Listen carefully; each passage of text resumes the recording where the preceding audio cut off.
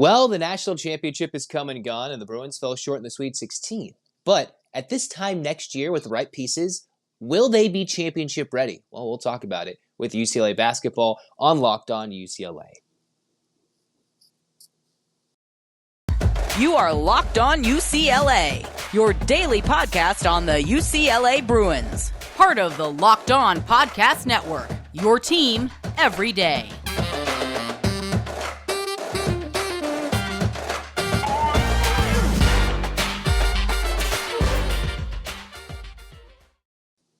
Hey everybody, welcome back. It's Zach Anderson-Yoxsimer alongside Max Kelton on the Locked On UCLA podcast. Thanks for making it your first listen each and every day. It's free wherever you get your podcasts, and it's available on YouTube. Your team every day. Like, comment, and subscribe. So thanks for tuning in despite the sketchy start there. Let's get locked and loaded because, UConn, in another year where college basketball, we didn't know what was happening. It's a crazy tournament. Who's going to win? UConn did it again, just like they did it years ago and whatever. And while we're sad UCLA didn't reach the pinnacle, what is it going to take for them to do so in 23 and 24 with a lot of question marks coming up with guys deciding between the draft to go or to stay, declare or not? UCLA got a big returnee in terms of a veteran post presence in Kenneth Nwuba coming back for a sixth year. He's like, I love school. There's nothing about it. And then Jaylen Clark, who just won the Naismith Defensive Player of the Year, also said the door is still open and I'd be ready to play basketball potentially by mid-December.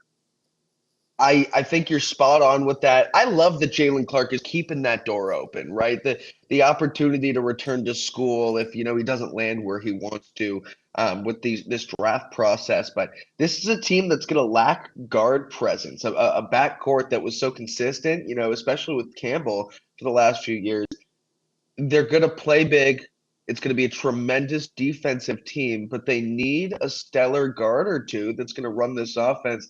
Transfer portal, a kid like Sebastian Mack is going to be a good add for this program, but you can't expect so much out of a freshman. What you should expect is that there's got to be somebody who you have to add that'll be able to be the general on the court. Yeah, and the big thing is Campbell hasn't decided yet. One wonders, does he come back? Does he get some NIL money? He doesn't seem to rate as a high NBA prospect of any means to go play pro overseas or wherever his career takes him. He could cash out, maybe up his standard. We pretty much know what his game is. It's just a matter of, does he want to do it at UCLA, or is it time for him to move on? Mind you, he's already been in college 5 years. He dealt with a season-long injury, redshirted, and then the COVID year. So that's a long time, and he's been the leader on this team for a while. We're expecting, I don't want to really speak for you, Max, but I think we're both in agreement. Hawkes is probably on the way out. Yeah. Campbell, it's an interesting decision. We've talked about his postings on social media, what's going to happen there. But I think one of the big things that could make a difference is if Jaylen Clark, who has an NCAA certified agent, which means he's going through the draft process as rigorously as possible while keeping his collegiate eligibility open, it simply means, hey, is he going to go with the NBA trainers and see how that works? Because he can't do workouts. He's in a boot. He's on a scooter, right? Yeah. And while school doesn't start till September, it's still a long time between now and then. Maybe the boot can be shed, and best case scenario, he's playing in December, or maybe Cronin would hold him out to January. If they can get Clark back, that's a big thing. If he can be anywhere near his health and standard that he was this most past recent season as UCLA's first ever Naismith Defensive Player of the Year. But we also have to talk about the post and the freshmen between Bailey and Bona. Bailey, that's a big question. And then for Bona, what does that mean with Kenneth Nwuba coming back? Are they just trying to give him more time to rehabilitate that left shoulder? As Ben Bolch puts it in almost every LA Times article where he mentions Bona, we haven't heard too much about his injury, but I think Nwuba is a key guy to have in the post with size, veteran savvy, considering I think the guys they're bringing in, they're not too strong yet. They're a little scrawny. Yeah, I'm looking at what this team has to offer next year, and Jaylen Clark returning. First things first, it was questionable initially why he would enter the draft with a boot on in the first place, right? It's just unorthodox to say the least, right? You don't see that too often. But I think that this is going to be, if he does return, I think it would be Clark and Amari Bailey against the world. And you have the size of Nwuba, but I'm not expecting him to be playing 32, 35 minutes a game. It's just But as we saw, for they need post depth, and I'm not yeah, sure how Devin Williams will bring that as a 6'10 freshman. He would need to sure. fill out. Etienne, he hasn't necessarily been the same after the knee injury, and he's also put on some weight in terms of he's bulked up and the athleticism Yeah. isn't there. So you need some depth, right? And Yes. if that means Bona comes back, then all of a sudden UCLA has depth, or the same depth that they had in the post position with a 6'10 freshman waiting in the wings, that they have all sorts of different skill sets from athleticism, Pac-12 freshman of the year, if Bona comes back. That would give them so much depth and more size, even though Yeah. McCronin seems not to use it as much if he had it. We'll see. The Bruins arguably could be very big next year. They could be a very big team depending on who returns and who's playing as a starting point guard. Well, I think you're spot on with that too. This is a team that it was led on the defensive side of the ball this year, but I think that defense was led by the guards and the experience on this team. You're going to see a shift, like a paradigm shift, in who is the leader for these squads, right? While Bailey might run the backcourt if he returns, this team will be Bona's. You'll see the younger guys, those freshmen coming in. You said 6'10" Williams, that's his name. Yeah, Devin Williams, and then the 6'7" Brandon Williams. Two Williams, yeah, two Williams. And then I also feel really good about a guy like Khalil Ware, who's transferring from Oregon, 7 feet tall, had 18 points versus UConn in a non-conference matchup. UConn, who just won the championship yesterday. That's a guy who can provide. He's in a bad system in Oregon. I still feel confident that that UCLA is the right fit for him. And you look at that, being able to pair size with size with size. I mean, you go from twin towers to 3 or 4 towers in the post where you're able to try and figure out that depth. And if anybody can switch up his game plan at this level and then have some serious success with the change of personnel, I'd bank on Mick Cronin. I think that you could see this team going from a Tiger Campbell, Jaime Hawkins-led offense to a team that is bully ball in the post through and through, regardless of who is on the hardwood, and you can see some serious bench production next year too. So I guess the final thing we need to discuss is what piece would make that difference? What pieces would make the difference? Which pieces would make the difference for them to be as highly regarded as they were this year before the injuries? And I think the biggest thing is Bailey and Bona coming back would be significant if Bona's not too hurt. Again, we haven't had much clarity, at least from what I've seen, on that left shoulder injury, considering he's thinking of what his future may look like. I mean, if you bring a Ware, you add so much size. But if you bring Ware, one wonders if Bona's going. So I think that might be the holdup there. And then maybe you got to go get a guard in the portal. I talked Taron Armstrong, who is listed amongst the top 6, top 10 of the initial transfer portal rankings from On3's website. You go get a big point guard, and I know you got guys waiting to blossom and youngsters, but if Mick Cronin wants to truly be an early season national championship contender, you need to get more pieces. If you want to develop and grind to be under the radar, that's what this team is designed at this moment, with potential pieces and what they possibly have coming back. Or if they lose everybody, it will be certainly what we would think a rebuilding year. Yeah, and I want to add about one more potential piece that I'm hearing some buzz about. Reese Dixon Waters. This is a guy who over the last 2 months of the season shot 40% from 3. He was able to turn it on during Pac-12 play, and I wouldn't be surprised to see him move over from USC. It seems like he just wasn't happy in that situation. But, he was averaging 11 and then 11 and a half points per game in the final 2 months of the season, and USC was a really good dark horse. That's a guy who can repair a backcourt that is somewhat fractured right now. So I think that this transfer portal is going to be special for the Bruins, and we don't know yet, though. Once that news drops, I think we have a better idea of how we can lay out what the game plan might look like for next season. Yeah, we just need May 31st to come and go, right? We need these guys to make their decisions. Of course, they're life-altering decisions. So if you want to make a life-altering decision, we'll tell you about Built Bar and their March Madness bracket. I know everything's gone crazy. I know it's over, but you can still vote for your favorite bar or puff and potentially win a free box of Built right to your front door. 50 lucky Locked On listeners will get a free box of Built. Not only that, one lucky listener will get up to a year's subscription of Built Bars, puffs, bars, whatever you like, right to your front door, right there. If you go to builtmarchmadness.com, you can still vote for your favorites. Go run there right now because they are the best protein bars ever. You're hungry. I'm sitting here. What am I going to eat for breakfast? Man, I'm not the biggest breakfast eater, but I certainly love myself a protein bar.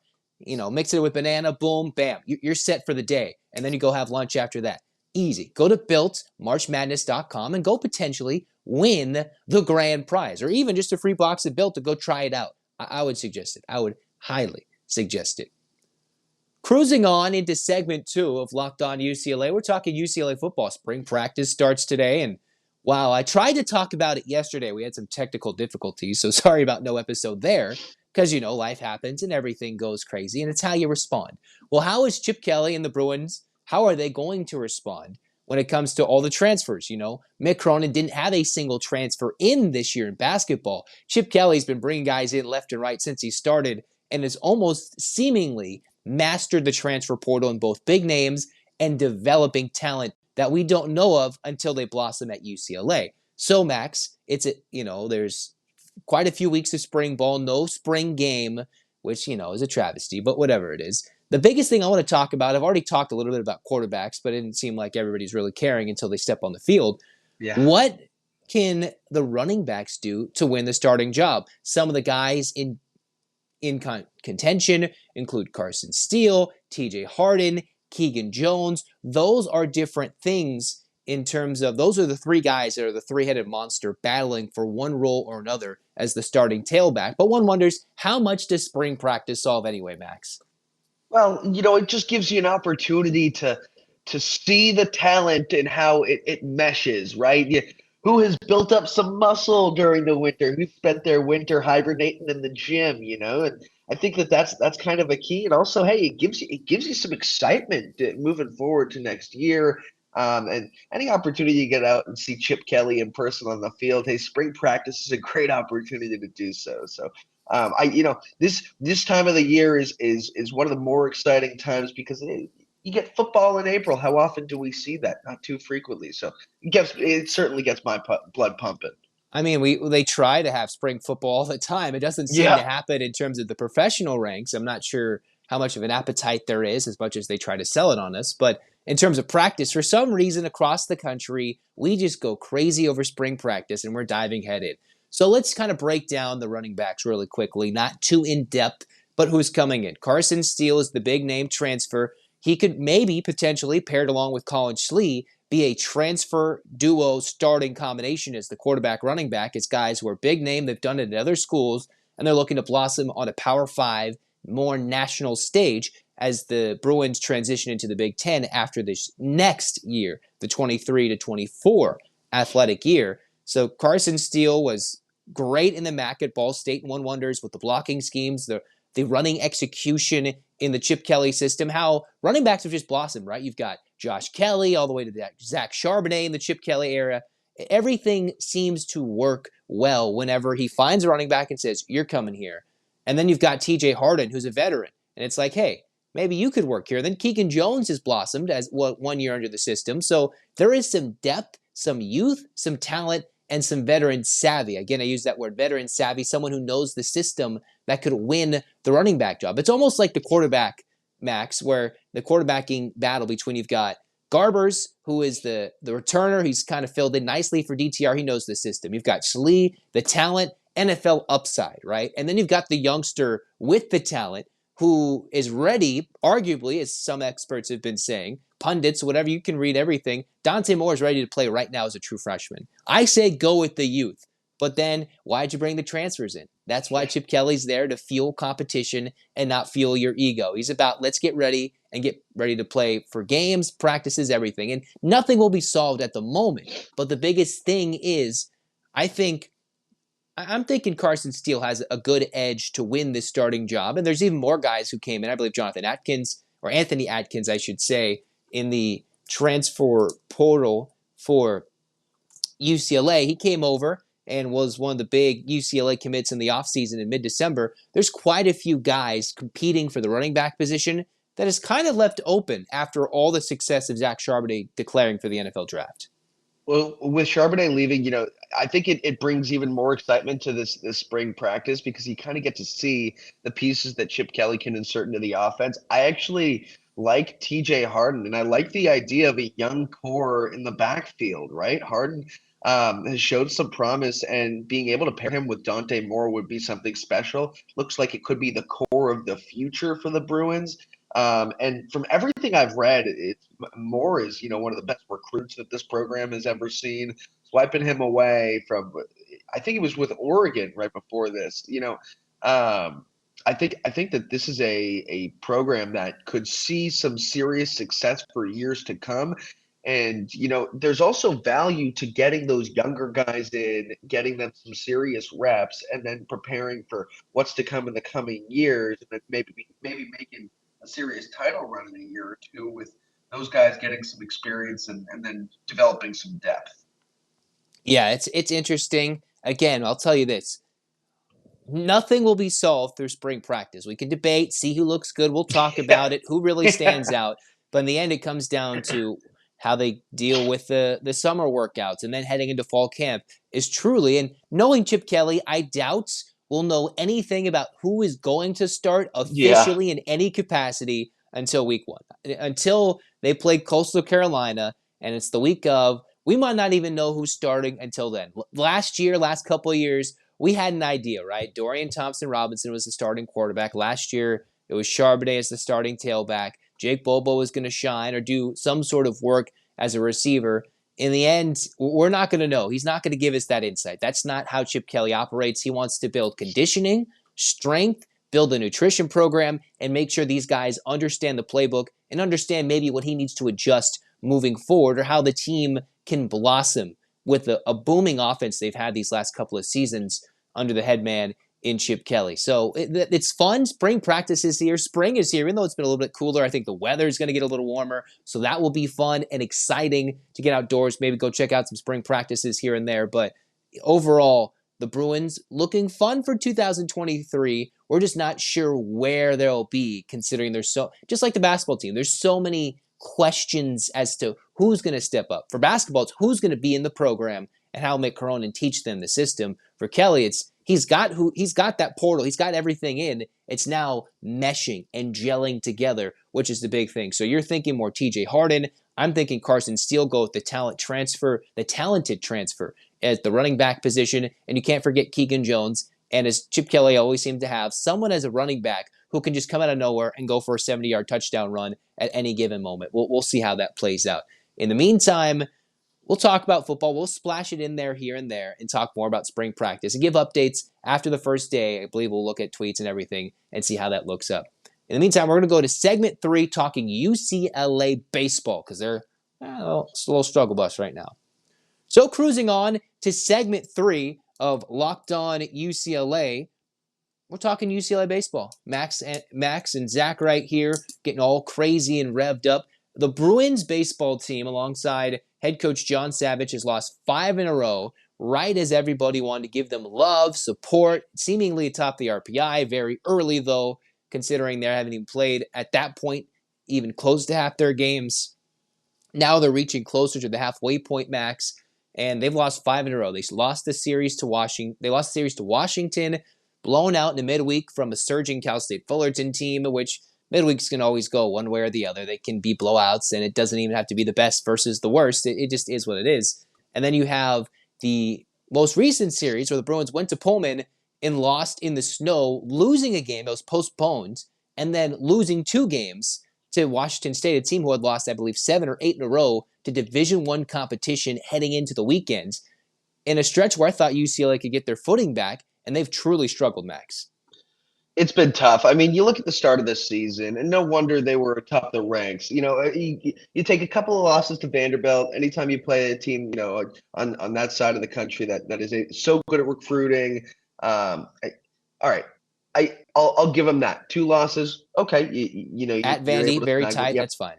Able to snag 1. Oregon, start of Pac-12 play. You lose 1, you lose the conference opener, but then you're able to win the next 2. So there's some leeway there. But these last 5 losses have been brutal. And on the pitching end, I mean, I'm looking at the last last 5 games, there's a 3-game stretch right there from, the last Washington game, Cal State Fullerton in the middle of the week, and then the first Washington State game. And the fact that, they've had their highest ERA in each of those 3 games for this season. It's incredible that they gave up, they're averaging what, 10 runs given up per game over the last games. 4. Yeah. And it's so surprising to see that this pitching is just not in it right now. And it all started with that extra innings loss to Washington, where, it was actually the hitting that wasn't really able to provide any run support. So, you think about this team, and I have tremendous faith in John Savage, just not 100% on the health trend right now, but I think that they'll be able to get back into the groove. It's just these are a couple of tough losses, and hey, they're playing in snow. It's cold out there. Everyone's not used to it, so I'll give them the benefit of the doubt, and I think that they'll be able to get back on track this week. It's not often being a West Coast team in April and playing a baseball game in snow. Yeah, it's just not happening. That's the biggest April Fool's joke that there was, and the funny thing was they didn't actually play on April Fool's Day. And the bigger thing is that they postponed one of those games. They didn't cancel it, but it's highly unlikely I see a way that they resolve unless they just play a game at UCLA and just flip who's home and who's road. I don't really see that game gets made up depending on how the standings are played out. Again, Washington State has a lot of wins, but that was a series I thought UCLA would win. In a 9-game weekend stretch where they have Utah, Washington State, and Davis, 2 Pac-12 teams and a non-conference series for their conference bye, I thought UCLA at the worst should have been 7-2. I thought, all right, even though they came off a rough one, even against Cal State Fullerton, 7-2 would be a good resurgent stretch before you go play SC near the end of the month in what's now become arguably the most crucial Pac-12 series of the season, having to then go play some even tougher teams before you play the Pac-12 tournament in Scottsdale, Arizona. But now you lose 2, and you didn't even play the 3rd game. So the best you can do in that stretch on the weekends, not including the midweeks, is 6-2, and that's sweeping both, which they could very well do against Utah, which they could do against the likes of UC Davis, absolutely. But the way this team's been playing, you have Jake Brooks, who had been, all right, this is a guy that's been pitching well, back-to-back Friday night starters on opening night. Like, that hasn't happened too often under John Savage. These guys get picked up, they go to the pros, and they go and develop, right? Instead, Brooks has had an ERA of 5.5, gave up, I believe, 8 earned runs, 11 hits against Washington State.